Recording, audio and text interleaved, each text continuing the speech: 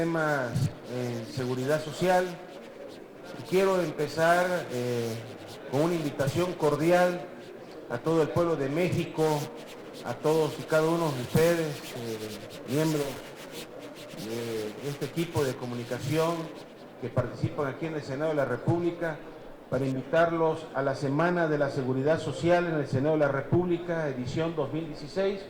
Como ya bien saben, fue el 18 de enero de este año, 2016, fue publicado en el Diario Oficial de la Federación el decreto por el cual se instala la Semana Nacional de la Seguridad Social. En este caso va a ser del lunes 25 de abril al viernes 29 de abril. El lunes será el día de la inauguración, tendremos distinguidas personalidades y secretarios del sector, así como los directores del IMSS y del ISSSTE. El día martes 26 tendremos paneles sobre estudios sobre el panorama de las pensiones en México, las recomendaciones y propuestas. El miércoles 27, el panel sobre estudios sobre el panorama de pensiones en México, recomendaciones y propuestas también, la segunda parte, con ponentes tanto nacionales como internacionales. El jueves 28 tendremos las pensiones en las universidades públicas e instituciones de educación superior, con la participación de varias universidades importantes de nuestro país. Y el viernes 29, el panorama de las pensiones y sus reformas en el plano internacional, donde participarán la Fundación Friedrich Ebert, también el Banco de México, entre otras. Así que esperamos que nos ayuden a difundir plenamente este evento muy importante, ahora que es un decreto, y que podamos recabar toda esta información para que nos ayude a valorar el tema de las pensiones en nuestro país. Asimismo, quiero también mencionar, porque El Economista y La Jornada andan Carlos Fernández Vega un poco confundido con la información que hemos venido difundiendo, y también la toma El Economista, de que vamos a hacer una reforma en el mes de abril sobre el sistema de pensiones. La Cámara de Diputados ha estado también distorsionando la información, y les quiero aclarar que lo que yo he venido insistiendo es que se forme un grupo multidisciplinario de expertos mexicanos, para no estar imitando lo que hacen otros países, incluso de poblaciones mucho más pequeñas que el nuestro, como es Chile, como es el Perú, como es Colombia. México debe de tener su propio sistema de pensiones, y obviamente llegamos a un acuerdo con el secretario de Hacienda, Luis Videgaray, para formar un grupo multidisciplinario de expertos mexicanos, en los cuales se hiciera un análisis de fondo si vamos por el camino correcto con las cuentas individuales, o hay que volver a un esquema mixto, o habría que regresar al esquema solidario de pensiones.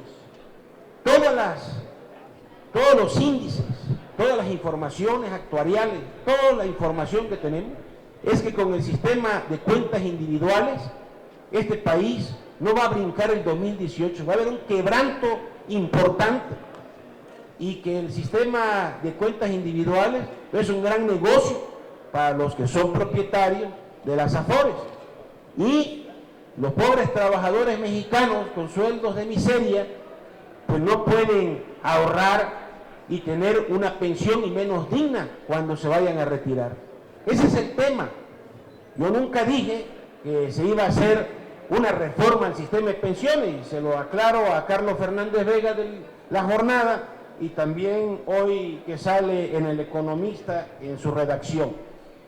Lo que yo propuse, insisto, es un acuerdo con Hacienda para que este grupo multidisciplinario, que inicialmente ya estaba formado por 20 excelentes hombres y mujeres mexicanos, hicieran un estudio durante 6 meses hacia dónde debe ir el sistema de pensiones mexicano. Incluso Rolando Cordera, se había mencionado como el coordinador del grupo, que al final declinó por sus múltiples ocupaciones, y eso fue lo que frenó que este grupo empezara a trabajar.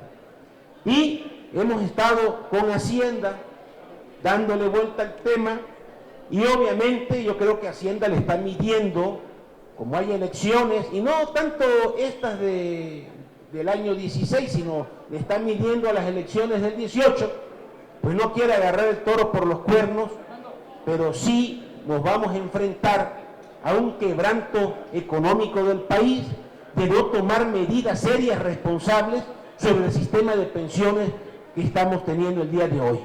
Ya ven ustedes el déficit laboral que tiene Pemex ahora con sus trabajadores, rebasa la cifra de 1 billón de pesos.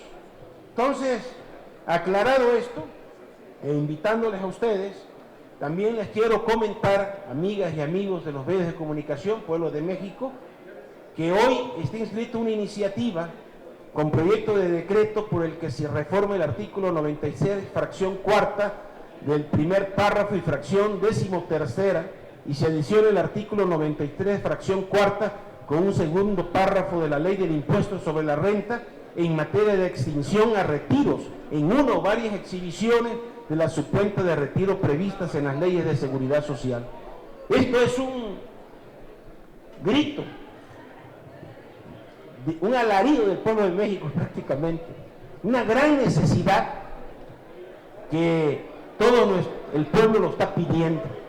Y esto lo que propone es establecer que la disposición de los recursos acumulados en las cuentas individuales, así como sus rendimientos, una vez cubierta la pensión y el seguro del beneficiario, estará exenta del pago del ISR.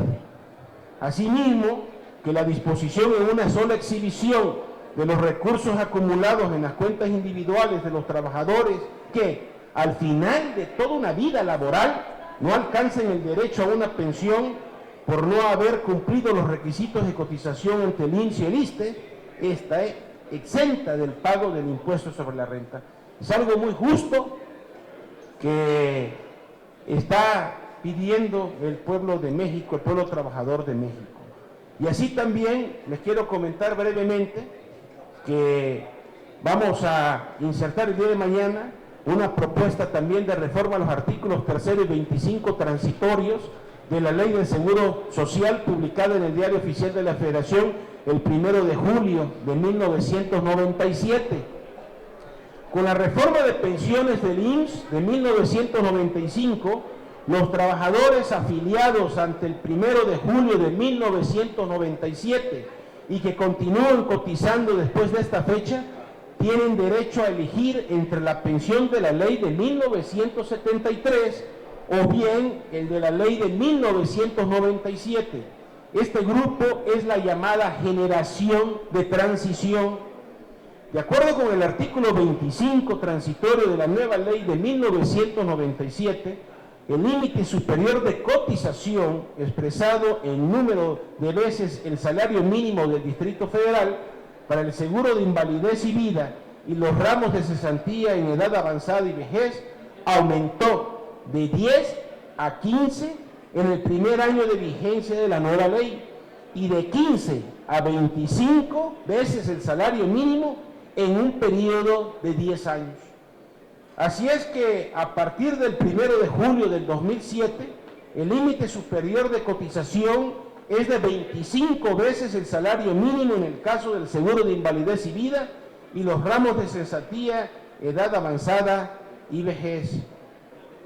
De modo que para calcular las pensiones de los trabajadores de la generación de transición y que eligen la ley de 1973, se considera el promedio de las últimas 250 semanas del salario cotizado con un límite superior de 25 veces el mínimo salario. Dicho de otra manera, el salario que sirvió de base para el pago de las cuotas del IMSS hasta por un límite superior de 25 veces el salario mínimo es el límite que se debe considerar para el pago de las prestaciones en dinero, como las pensiones. No se puede exigir bajo la ley de 1973 una pensión con un tope de 25 veces el salario mínimo cuando el trabajador ha cotizado con un sueldo base equivalente a 10 veces el salario mínimo. Como tampoco se puede calcular una pensión con un sueldo básico equivalente a 10 salarios mínimos cuando el trabajador ha cotizado las últimas 250 semanas con un sueldo equivalente a 25 veces el salario mínimo. El Instituto Mexicano del Seguro Social ha aclarado que ha venido calculando las pensiones de la Ley 73, considerando el salario base de cotización promedio del trabajador de las últimas 250 semanas, con el límite de 25 veces el salario mínimo. Esto último, conforme los artículos transitorios 28 y el artículo 25 de la Ley 97. No obstante este marco legal vigente, la segunda sala de la Suprema Corte ha emitido dos jurisprudencias, la 85/2010 y la octava /2016, respectivamente, que establecen que la cuantificación de las pensiones debe atender el límite superior equivalente a 10 veces el salario mínimo general vigente en el Distrito Federal, provisto en el artículo 33 de la Ley del Seguro Social vigente hasta el 30 de junio de 1997.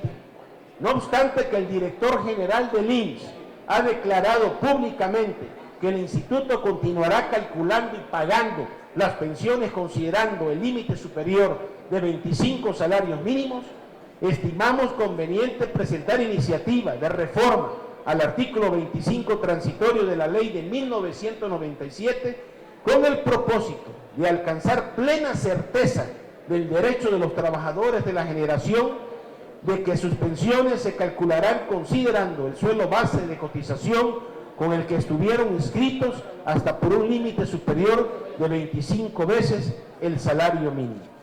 Pero haya quedado claro y pues los espero a partir del lunes aquí en el Senado de la República en la Semana ahora Nacional de la Seguridad Social. Les agradezco mucho su atención y si tienen alguna duda, con mucho gusto. Gerardo Montes, por favor. Gracias, senador. En el último tema que usted tocó, me parece que la diferencia surgió por una jurisprudencia de la Suprema Corte que varios interpretaron que se iba a pagar el 10% del salario mínimo una vez que se llegara a la pensión. Fue ahí la duda que surgió en varios periodistas, empresarios y consultoras. Y en el tema de la semana, senador, ¿qué otros temas se van a abordar y cuál va a ser el objetivo, las conclusiones que se pueden tomar, senador? Mira, te platico de la semana.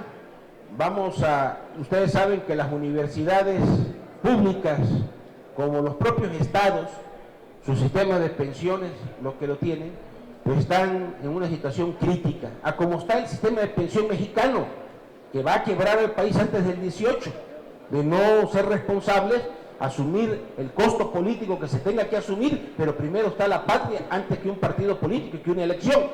Entonces, el gobierno federal pues está haciendo de la vista gorda para no asumir esa responsabilidad y poder brincar el 18. Nada más que el que llegue pues va a quedar con los brazos cruzados y si el Fobaproa fue un gran golpe para el país, pues el sistema de pensiones de no hacer nada va a hundir a este país. Y hay que hacer algo porque no es justo que nuestros trabajadores con tantos años de lucha, de sufrimiento, pues no alcancen una pensión y menos digna. Si no, va a ser alrededor del 26% del último salario. ¿Y quién vive con eso?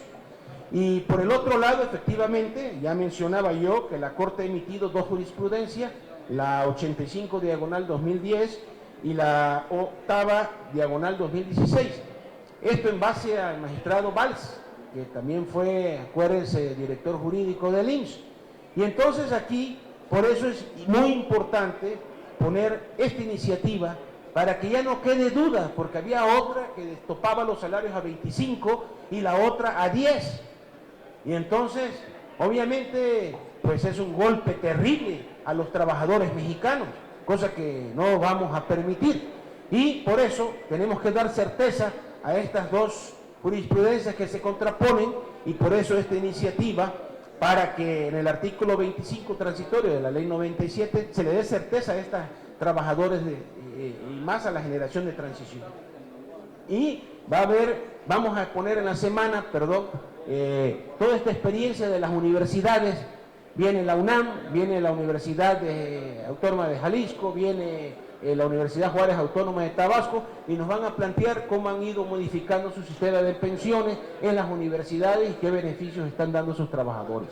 Y vamos a tener un panel sobre las experiencias que se están viviendo en Europa en los sistemas de pensiones, que son los países del primer mundo. Allá no hay cuentas individuales, es una cuestión solidaria, ¿no? Y aquí, pues, obviamente, con este sistema de cuentas individuales que viene la OCDE a querernos dar recetas puritas de que ahora hay que aumentar la edad de retiro. Eso es lo que dijo la OCDE la última vez, y que los trabajadores aporten más a sus cuentas individuales para tener una mejor pensión. Pues obviamente, pues aquí no es Walt Disney, aquí estamos en México y sabemos cómo está el salario mínimo, y tenemos muy claro que quién puede ahorrar.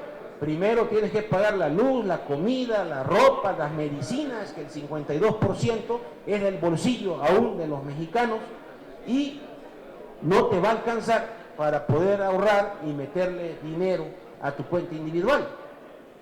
Aunado a que los que manejan las cuentas pues te cobran intereses por ese tema, y si tú te quedas desempleado, que aquí la rotación entre el informal y formal es altísima, entonces obviamente que el poco dinero que tengas en tu cuenta, si no lo mueves, pues con los intereses al rato no te va a quedar nada, ¿no? Ese es el tema. Sería todo, senador. Gracias. Muchas gracias, le agradezco su atención.